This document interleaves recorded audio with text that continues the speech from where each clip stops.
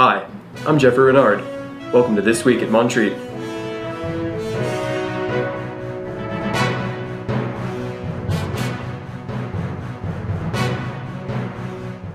Hey Jeffrey, can I talk to you for a minute? Yeah, just meet me up in 27 when you can. Alright, thanks dude, I'll see you later. A few moments later. Hey man, thanks for meeting. I just wanted to talk to you real quick. Dude, what's going on? Are we stopping This Week at Montreat? Oh, no, we're not stopping This Week at Montreat, we're just starting it. In fact, we're talking about the Montreat Olympics this week. Dude, what are the Montreat Olympics? Well, it's a week-long ceremony with a lot of competitions facing beauty against beast, brains against brawn, moving trucks against the gate. What kinds of competitions are going to be in the Montreat Olympics? We need to have certain events that are perfect for Montreat. What can we do?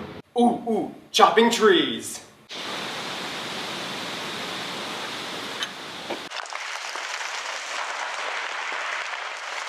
Climbing trees! Making campfires.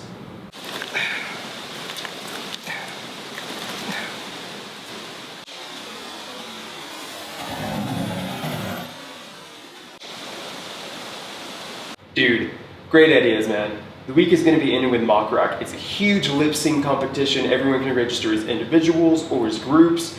You'll have to check your email or the app, Life at Montreat, for more details. That just leaves one other thing though. We need someone to run a torch. It's an Olympic tradition. We have to have it. Well, I don't have a torch, but I do have this app that shows a lighter. Dude, that's great. Nose goes. Nose go. Oh, man! Also, you might want to hurry. This video is being played in about 2 minutes.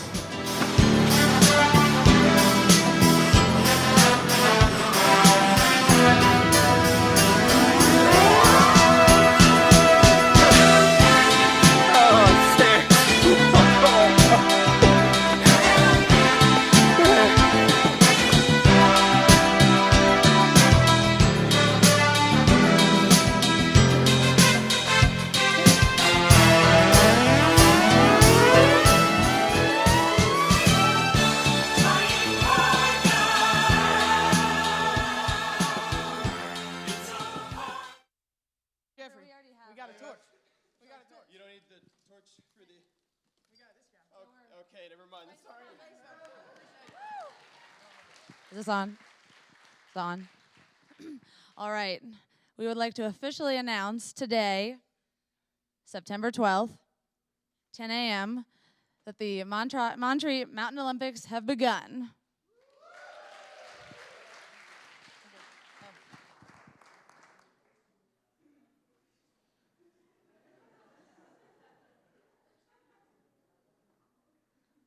I'm not exactly sure how to follow that ceremony.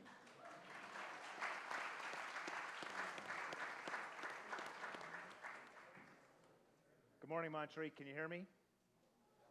You hear me? We on? Good morning. Let's try that again. Good morning. Happy Monday. It's the start of the 4th week. I hope you guys are doing well. Hope you guys are stretching your minds, getting your bodies in shape, doing all the things you're supposed to be doing as a college student. Today's a really interesting day for Convo, and I've got some distinguished colleagues up on the stage with me. Today we commemorate what's called Constitution Day. Constitution Day is a commemoration of the passage of the U.S. federal Constitution in the year 1787. So by way of just very quick background, let's go through a little bit of history. This goes back 400 years, beginning in the early 1600s, when the Puritans and the Pilgrims came over principally from England to what was then not even the colonies, to an open land. They came mostly to escape religion.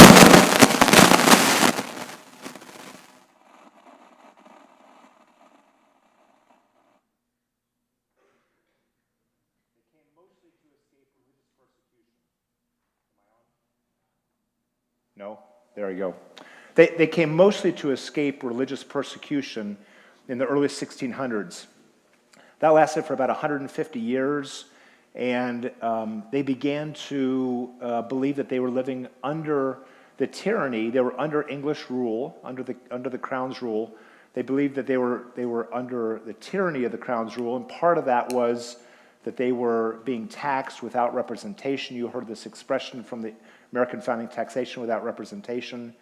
And so in 1776, the colonists had organized together and they declared their independence from England, the Declaration of Independence, one of the great documents of American history, separating from England.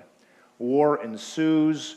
The Revolutionary War ends with the colonists successful in separating from England, but then they had the challenge of governing themselves.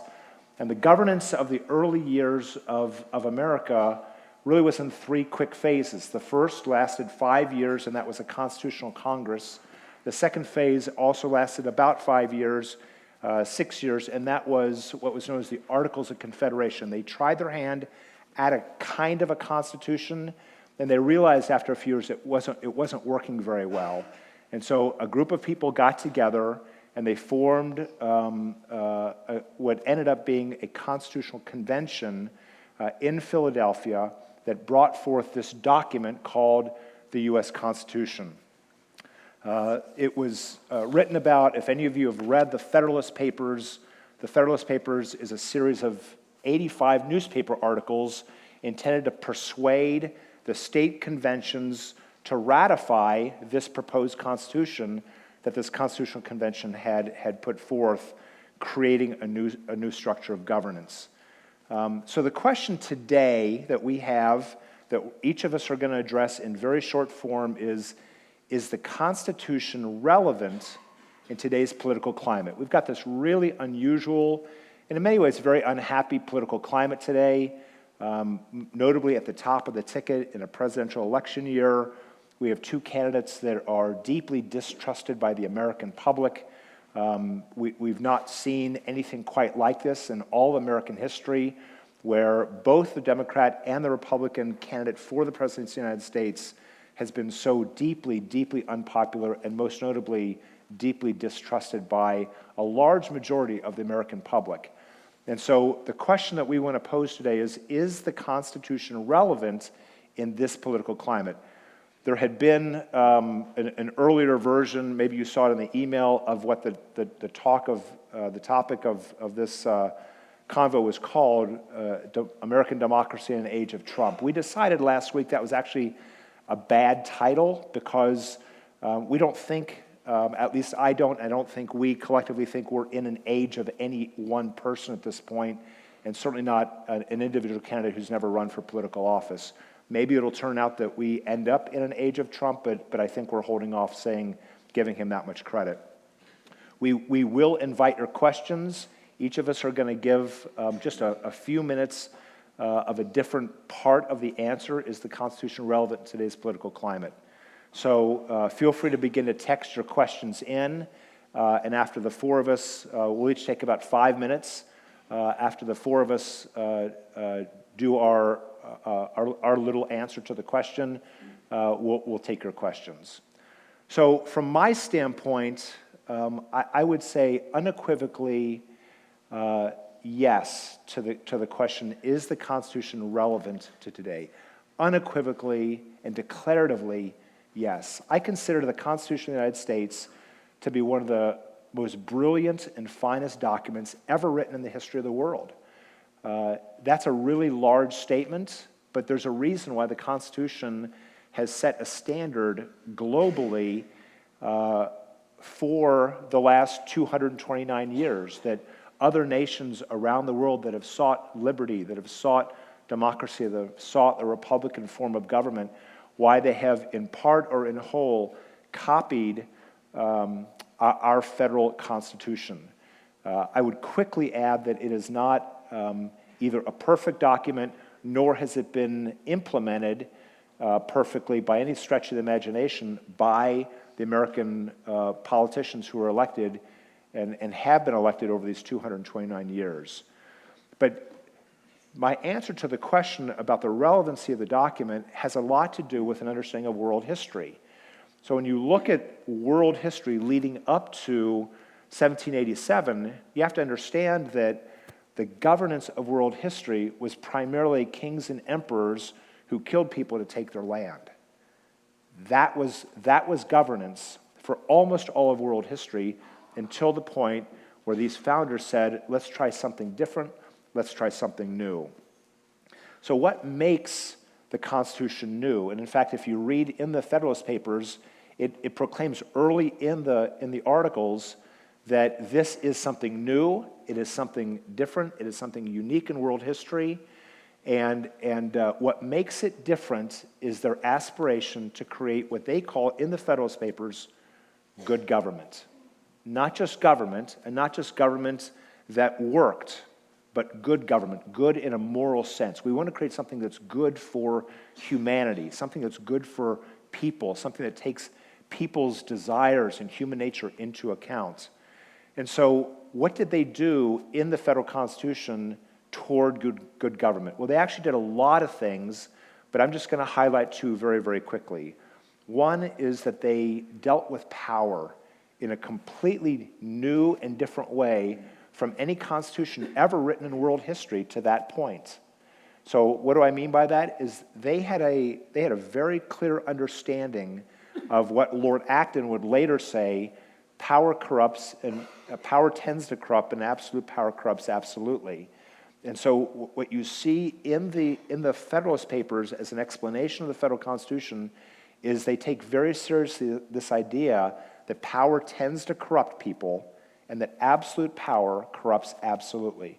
And so they had the writers of the Constitution had studied world history, and they knew that power had corrupted the kings and the emperors, and that people have a very difficult time handling too much power.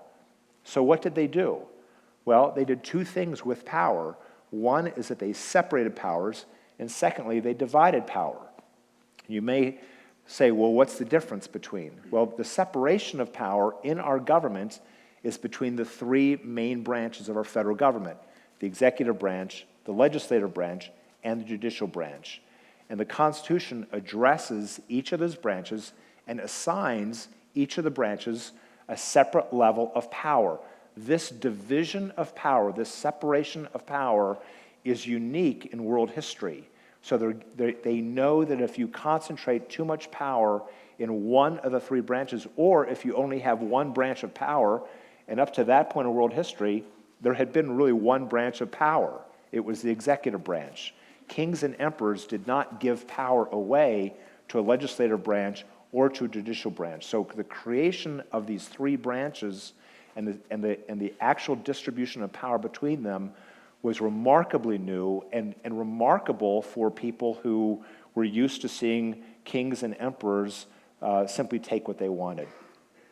The second part of the division of power there, not only is the three branches, but within the legislative branch, there was a division of power alone within the legislative branch. So you have the House, the lower house, the House of Representatives, and the upper house, the Senate, and you had different authority and power given to each of those branches.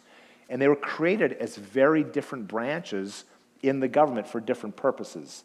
So the House was the House of the people. Representatives were elected every 2 years. The Senate was intended to be a more deliberative branch, a branch more removed from the people for deliberation, for wisdom, for consideration of the larger picture of the country, where you only have 2 senators per state. You have representatives divided by population across the states.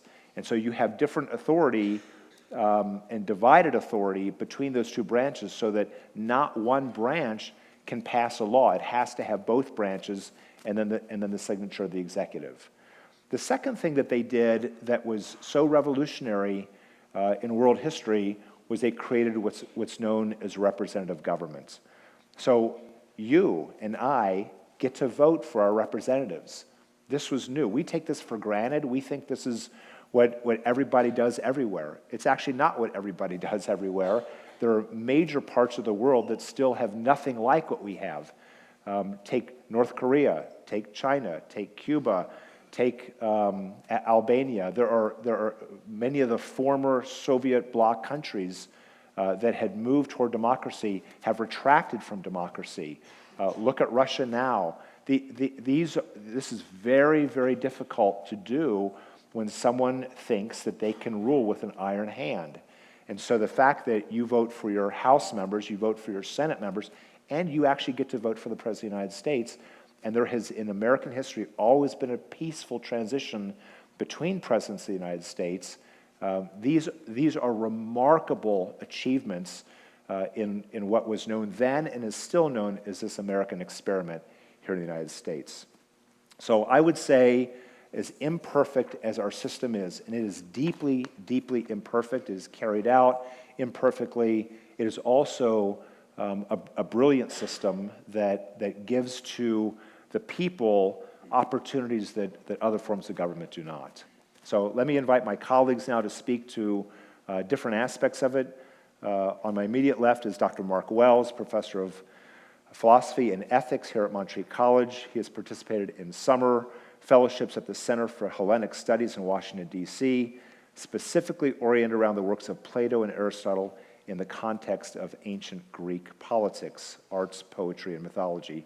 He will discuss the Constitution and the Good Society, lessons learned from Aristotle. After he shares, we'll have Professor Ben Brandenburg, assistant professor of history. Before Professor Brandenburg's life in academia, he was a political animal, molding international policy for the governor of the state of Minnesota and serving as a senior state staffer on a presidential campaign. He declines to say which presidential campaign, and he will chat about religion and the fight for the White House.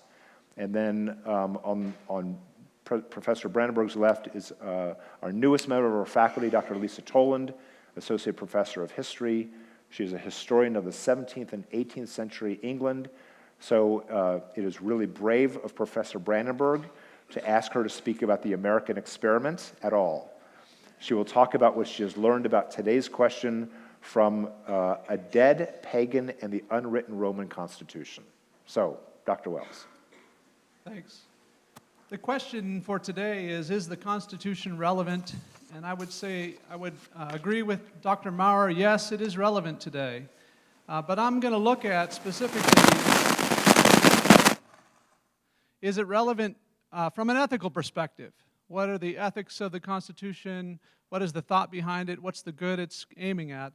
Ethics is the study of the good, so anytime we think about what's good or what a thing is intended to do, what its aim is, what its goal is, we're really thinking ethically about that. So I'm going to look at the aim of the Constitution, the aim of the good of the society that it's meant to govern, and the goals therein. So before we answer the question, or when we begin to answer the question about is the Constitution relevant, we need to look at the motivation for setting forth a Constitution. Aristotle suggests that the ultimate good, the good which all humans should strive for, is a state of happiness or well-being or contentment, fulfillment.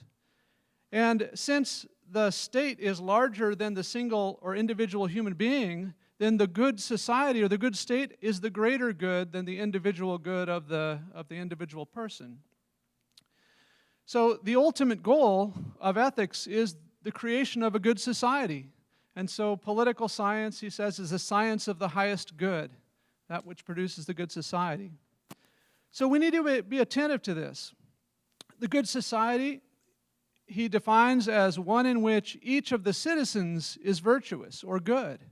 And so the goal of a good society is to create good citizens, and I think the goal of the founders of this country was to create a place and a government in which good citizens could thrive, in which people of virtue and people of character can thrive.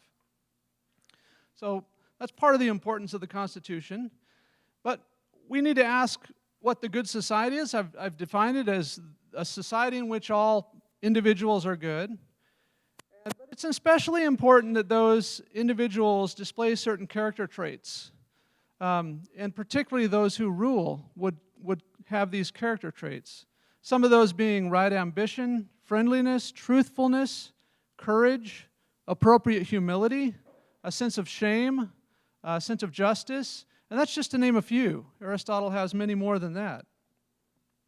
So how do we develop the good society?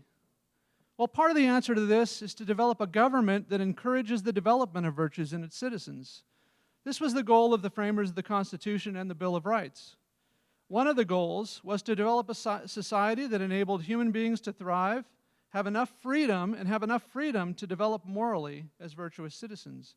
According to Aristotle, man is a political animal.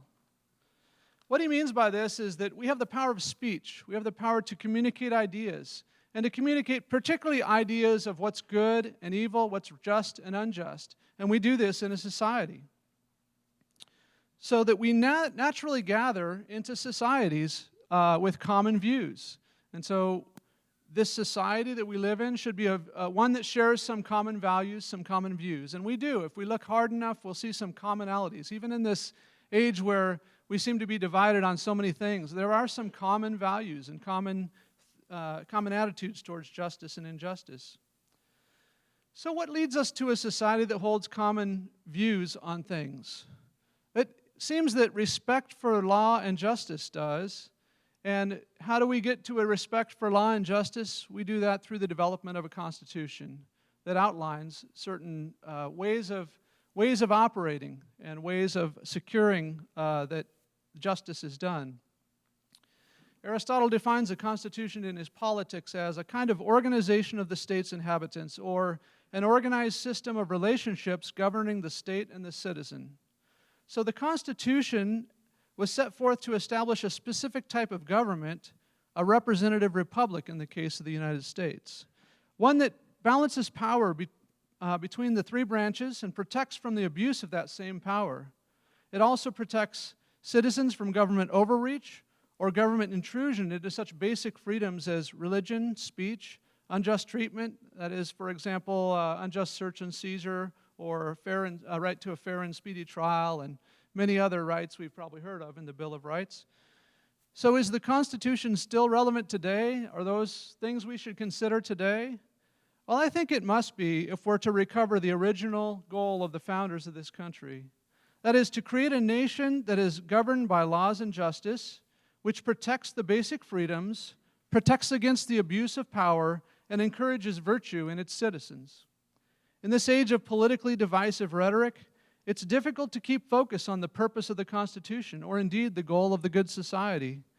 We must continually return to the goal of this free society, not freedom for its own sake. Indeed, Aristotle recognized this could lead to savage and unrighteous behavior and the worst expression of our humanity, but freedom in order to develop virtue and good character. When freedom is used in order to develop excellence of the soul, or the virtues, or good character, then it's used correctly.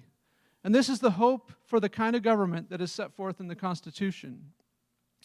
In this presidential election year, it's especially important to recognize the purpose of government and the limits set forth in the Constitution. Many people, perhaps especially politicians and presidential candidates, overemphasize or exaggerate the office and power of the president, viewing it much like the office and power of a king. Many American citizens believe that one person can change the laws, change the economy, or rule the country by mandates given from one branch of government. We have come to expect too much from one office or one branch of government. The purpose of the executive branch was not to dictate laws or policies, but rather to carry out and enforce the will of the people as set forth by the people's representatives in the two houses of the Congress. The president, and indeed every person holding office of government, should also be shining examples of the virtue and character that is hoped for in every citizen. Electing one who understands this, as the goal of politics is dependent on an educated citizenry, which studies the Constitution, understands the purpose and limits of every branch of government, and votes for those who have good character and will rule within the limits established in the Constitution. It is incumbent upon the good citizen to care enough to educate themselves by reading and understanding the Constitution, which establishes the organization of the relationships within the government and the relationship between the government and the citizen. Once we understand these relationships and what we should and should not expect from government, as well as both our rights and responsibilities, Only then will we restore a proper sense of society, and only then will the good society be possible.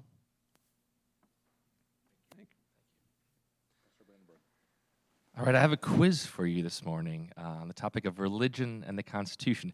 Raise your hand if you think a Catholic can become president of the United States. All right, pretty good, most of you. John F. Kennedy, of course, did just that in 1960, but it wasn't very easy. He had to fly to Texas and speak in front of a room of 300 Baptist ministers and promise them he wouldn't take directions from the Pope in Rome. How about this? Raise your hand if you think an atheist can become president of the United States. Again, strong numbers. The answer is yes. Right? As far as we know, we have not had an atheist president, but it did become a huge issue in the election of 1800 when George Washington's successor, John Adams, claimed that his opponent, Thomas Jefferson, was a secret atheist. It didn't work. Thomas Jefferson won, and he was decidedly not an atheist. How about this? Raise your hand if you think a Muslim can be president of the United States. It's a little trickier, at least according to some politicians in this election cycle. Of course, the answer is yes. In fact, the Founding Fathers were obsessed with this question.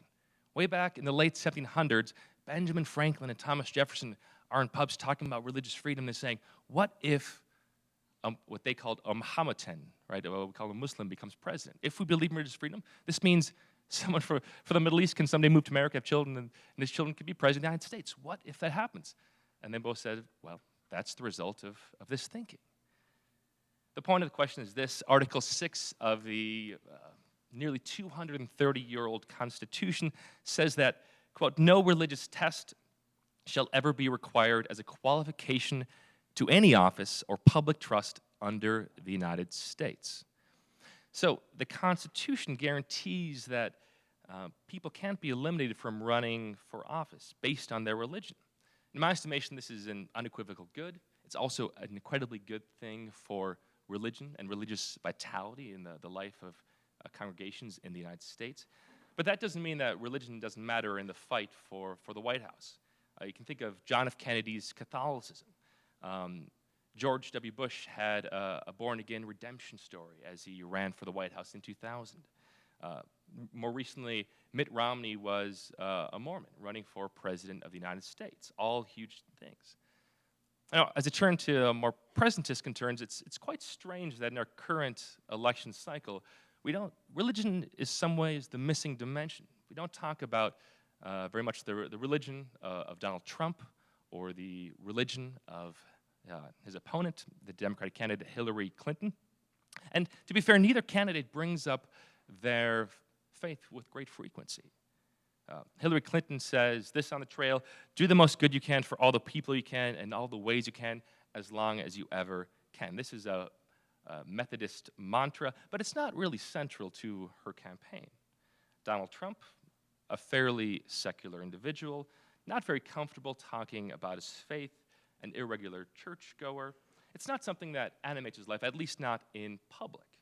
His style is more of that of a WWF wrestler. Be as bad, be as big, be as strong as you can. And it's quite effective, right? Now, as it turns out, both candidates actually do have fascinating religious backgrounds that are worth thinking about.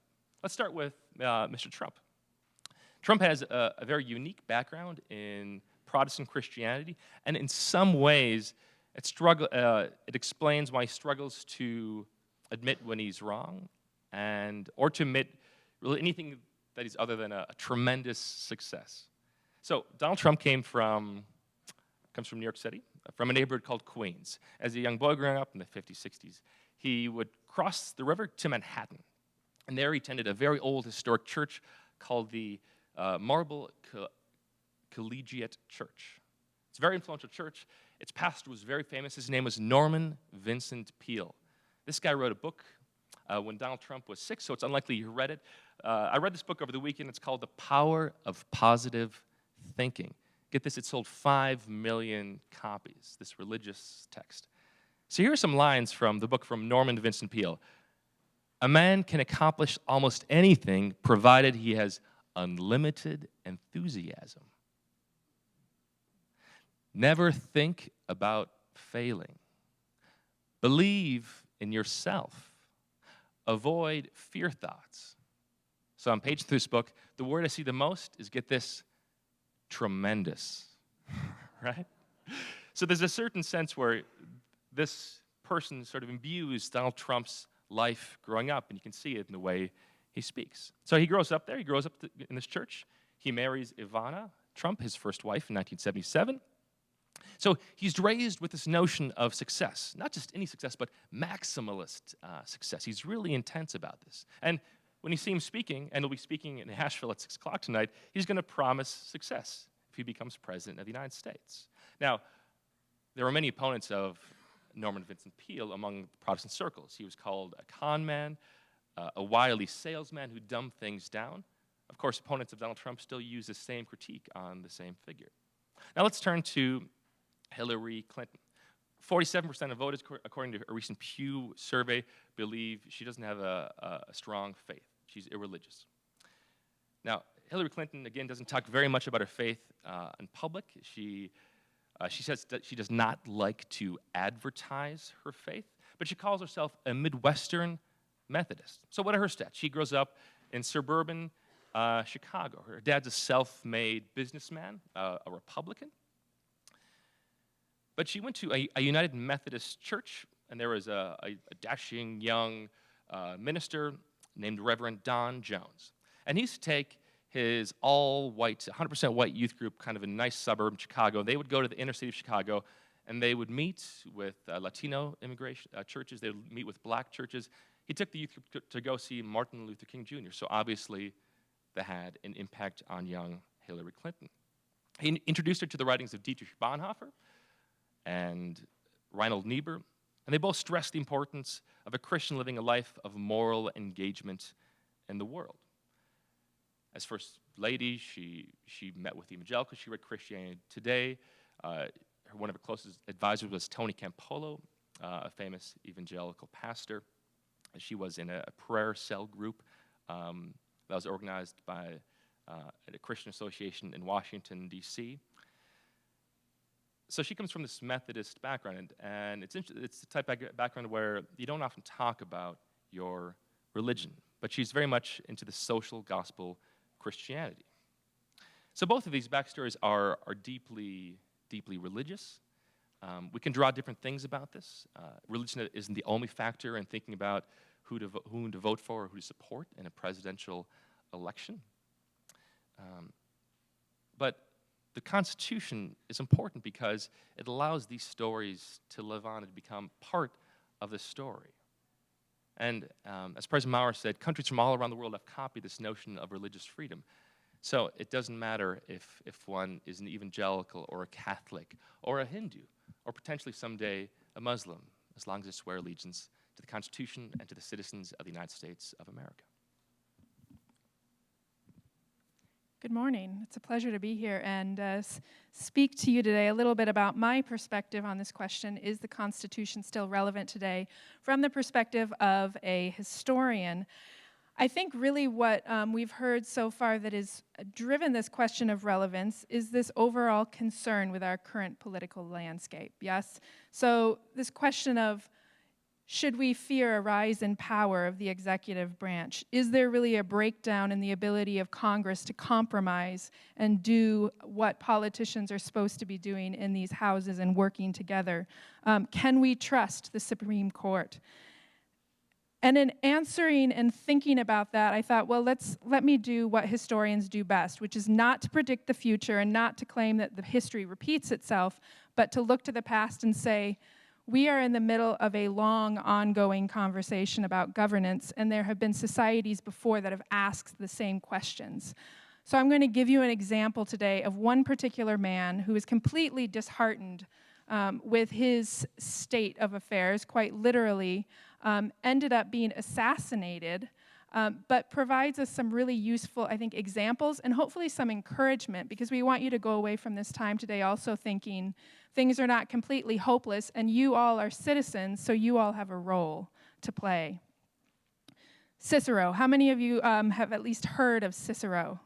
Yes, he died about 50 years before Christ was born. He was a Roman senator, a Roman consul, and held a number of other political positions. He was a Roman aristocrat and quite wealthy, and in fact, in Rome, it was hard to be in politics if you weren't either wealthy or didn't come from a very old family. So he is an establishment politician. Cicero worships the Roman gods. So he's a pagan, right? So in some ways, there's a little bit of a difference there. And he, above all, though, I would argue above even the Roman gods, he loves his Roman Republic. And the telos, a nice Greek word, the telos of his life is directed towards the preservation of the Roman Republic, which in his view is a bit of a distributive model of governance. He believes power should be shared across a number of legislative bodies, held by a number of different political positions. He feared, like many Romans before him, the rise of a single tyrant or eventually a king who would take sole control of Roman power. And this is a direct quote from Cicero, quote, "The very best deeds are those which serve your country," end quote. In the years right before his death, he's discouraged, he's angry, he's scared, he's dedicated his entire life to the good of the Roman Republic, and he's watching one man take sole control of Rome, namely Julius Caesar. Julius Caesar crosses the Rubicon, takes control in Rome over a period of several years, comes to really not become, he was not called king, but over a period of several years, he's taking on all those powers from all those various political positions that used to be all separated and pulling them together under his sole control. And Cicero and many other Roman aristocrats are very much against this. Cicero is present in the Senate on the day that Julius Caesar is brutally assassinated by at least 24 Roman aristocrats in an attempt to cut down this upstart of a sort of king. Ultimately, in the long term, this isn't successful as we see the rise after the death of Julius Caesar of the Roman Empire. But what I want to point out to you today about Cicero's life is just a couple of tidbits. Ways in which he chose to live his life in the midst of what he saw as an extremely discouraging situation and a moment in Roman history that was far more violent and uncertain than ours today. First point is that in the midst of all of this, he didn't withdraw and he didn't disengage, and he certainly was not apathetic. He spoke into the situation about what he believed a good politician was, what he believed a good citizen was. And I love this quote from him in which he describes what the best politician, an orator, should do. First, one has to acquire knowledge about a formidable quantity of different matters. To hold forth without this information would just mean a silly flow of windy verbiage. You have to know your stuff, right? You have to know what you're talking about when you're speaking about politics or about the state of governance. It is also essential to have an intimate understanding of every emotion which nature has given to humankind. So it's important to know your audience, important to recognize what drives humanity forward. Nor is it by any means advisable to be ignorant of the law and existing statutes. So I would reiterate what Dr. Wells has suggested, that our politicians obviously need to know the Constitution, but so do we. So my advice to you is to stay engaged, have high expectations for our politicians, have high ideals for when they speak to you, how well they're informed, how well they know their history, how well they know the laws. This is critical to the creation of that kind of society that Dr. Wells was describing. My second point to you is don't expect to change the world. So if you're coming to college with high expectations, high ideals, that's wonderful. But don't take upon the pressure upon yourself to change the world. What did Cicero do? Well, according to a wonderful stateswoman and professor of law at Harvard, Marianne Glendon, who's also a devout Roman Catholic, she wrote of Cicero that he always sought opportunities to shift probabilities. in favor of Republican laws and institutions, and seems only occasionally to have allowed himself to imagine his efforts were in vain.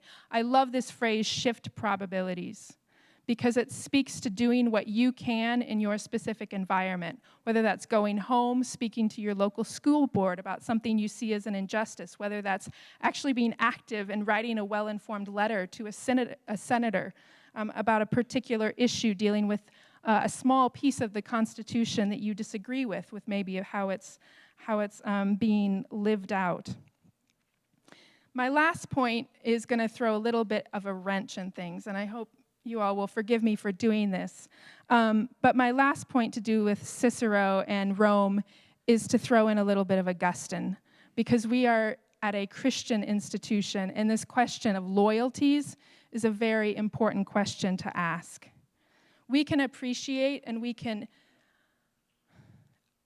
appreciate the fact that Cicero, in his pagan environment, saw his politics and his religion as running completely alongside each other.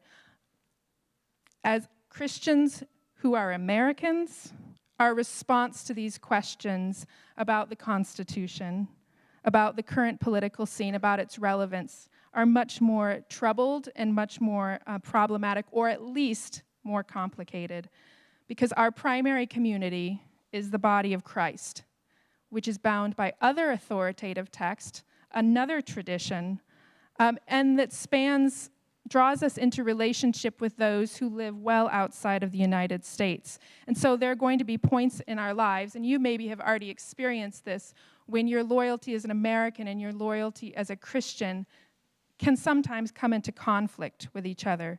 And I think from my own experience, particularly the mandate to love our neighbors, which can be broadly defined if we read the story of the Good Samaritan, and also the mandate to pray for our enemies. That's very, very challenging within a particular understanding of political identity. So I just wanted to encourage you to read the works of Augustine, wonderful, great churchman who lived at the point in time in which Rome was falling, and this question of what does my Christianity have to do with my Roman politics? He was laboring over this question. So I give that to you to ponder. Would you join me in thanking our panelists for their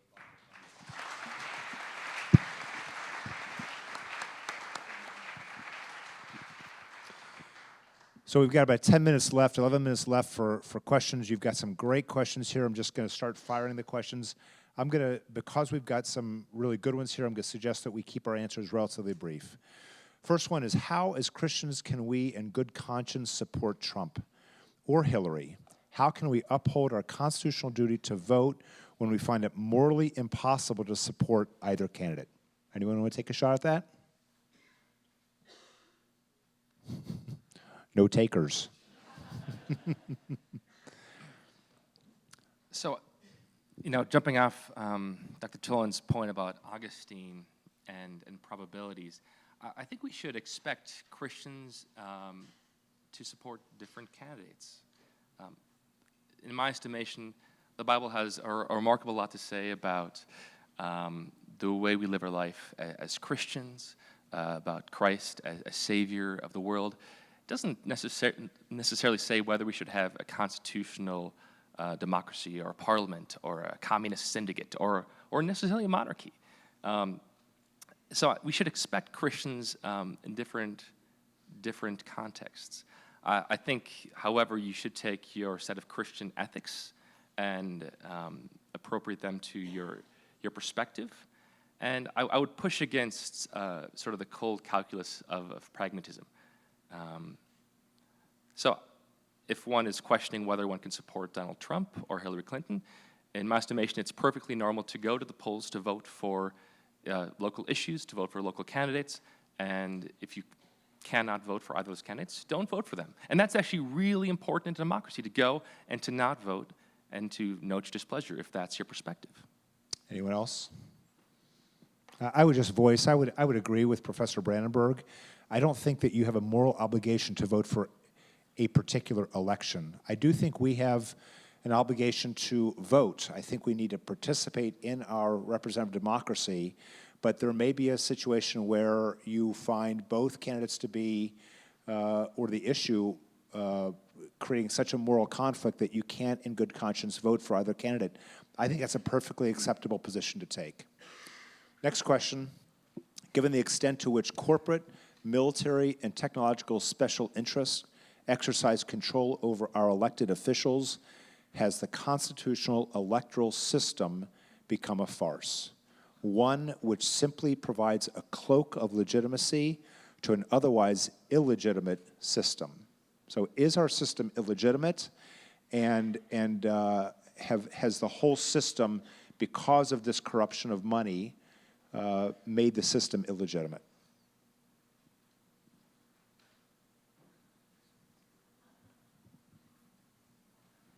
I don't know that that's new from a historical perspective. Perhaps my colleagues can enlighten me. But I don't think that the special interests trying to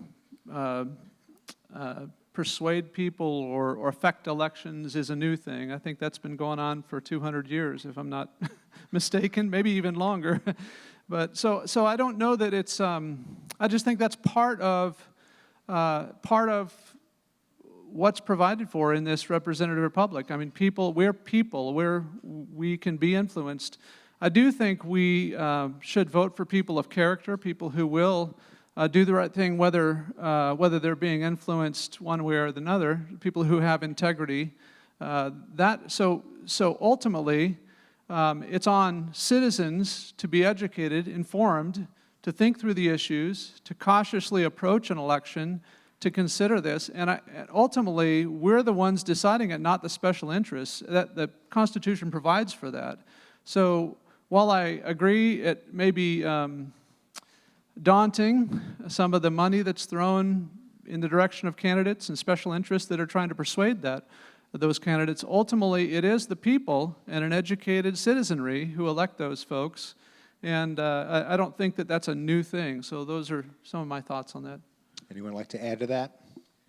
No, I would just echo what Dr. Wells has shared. There certainly is no perfect system, and all previous systems have been given to corruption. And this is, if I was to talk about the American Constitution, I would probably give it in a history that was much longer and sees the American Constitution as a long-term expression of some of the working out of some of the political corruption that was seen in England in the fight between tyrannical power and a move in the 18th, 19th century in British politics towards a more parliamentary and democratic system. So I guess my point in saying that, right, is that again, there's no perfect system, and we have to work within the bodies that are placed before us and with the reality of human nature before us, and again, work to shift those probabilities that we can. I would simply add to that I think there's a pretty important distinction between imperfection and even corruption and the concept of illegitimacy. Those are very different concepts, and I would suggest they not be blended. The next question is, do you think Gary Johnson has a shot at winning this election when facing against two awful party nominations? He is polling at 10%. He's a libertarian candidate, if you don't know who Gary Johnson is. No third-party candidate has ever won in American history, and the highest anyone ever got was about 18 or 19%. That was Ross Perot. Do any of you think that Gary Johnson has a shot? He has a shot at influencing the electorate. He has no chance of winning the presidency, in my estimation. But you need to build coalitions and parties and networks, and that takes time. So if Gary Johnson gets 10% this year, that would be not the highest, but a very historic high. In 4 years, it's possible he gets higher. So if you support third-party candidates, Green Party, Libertarian, constitutional candidates, whatever it may be, it's worth a vote. Don't think you'll win this election. Don't be incredibly disappointed. But if you really believe in those principles, change will happen over time. Yeah, I think I want to use your shifting the probabilities, or that's part of what that would be about. And I think it behooves us all to investigate every candidate and devote the conscience. Know what you're voting for. Know who you're voting for. I would warn not to vote for Gary Johnson just because he's a third-party candidate, but look at what he stands for and what he believes, and consider that in whether you're going to vote for him or for someone else. And I do think you should vote after educating yourself on the issues. Vote for the person that conscience requires you to. And I think that will affect, maybe not this election, but 4 years from now, 8 years from now, 12 years from now. There may be, you're shifting the probabilities, as to use that phrase.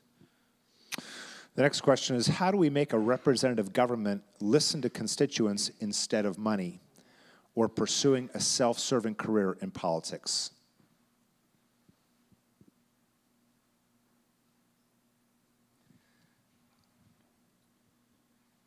There certainly is a sense that it's your responsibility to participate in democracy. Rich powers and elites gain more power when regular folks don't go to local elections, when they don't complain about things, when they don't go to events. So there's a certain sense where I think the American electorate is very quietist, and it's okay to be activist and animated. That's exactly what helps, the powers of money take over politics. Anyone else? So this next one's a little longer of a question, but I think a really interesting one. In responding to Hillary Clinton's comments made about deplorables, New York Times columnist David Brooks said on Meet the Press, quote, "There's a reason no religion believes that. Because if you believe people are irredeemable, you're saying they somehow lack redeemable souls. They are somehow in a lesser category of human beings, and that's just a dark, dark worldview," end quote. The question is, what worldview does the U.S. Constitution support, and how does a Christian worldview inform our view of humanity?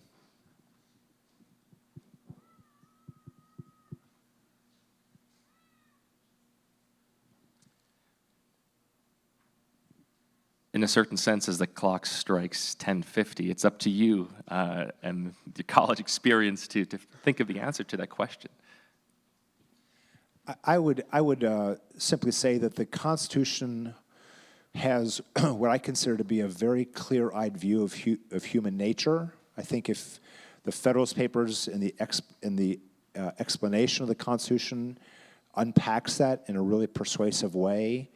And so I think the worldview of the Constitution, if we can use a term like worldview to apply it to the Constitution, it would say it has a realistic view of who we are as humanity, that we have good and that we have bad. We have better angels and we have lesser parts of our being, and that this separation of powers, this representative democracy, this way the system has been set up, took that into account, believing that people are redeemable, but at our nature, we have a sin part of our nature. I actually think that the U.S. Constitution holds to the view that John Calvin did, that we have original sin, that we start with a place where it taints how we think and therefore how we act, but it doesn't leave us irredeemable. We are at 10:51. Are there any final comments that any of you would like to make? Let me close this in prayer and I'll dismiss us. Lord, thank you for this time together. Help us to be thoughtful and deliberative in how we consider our role as citizens, not only of heaven, but citizens of the United States of America, and our role in the system that we have, and our role in the election coming up. Thank you for your goodness this day. In Christ's name we pray. Amen. Have a great day.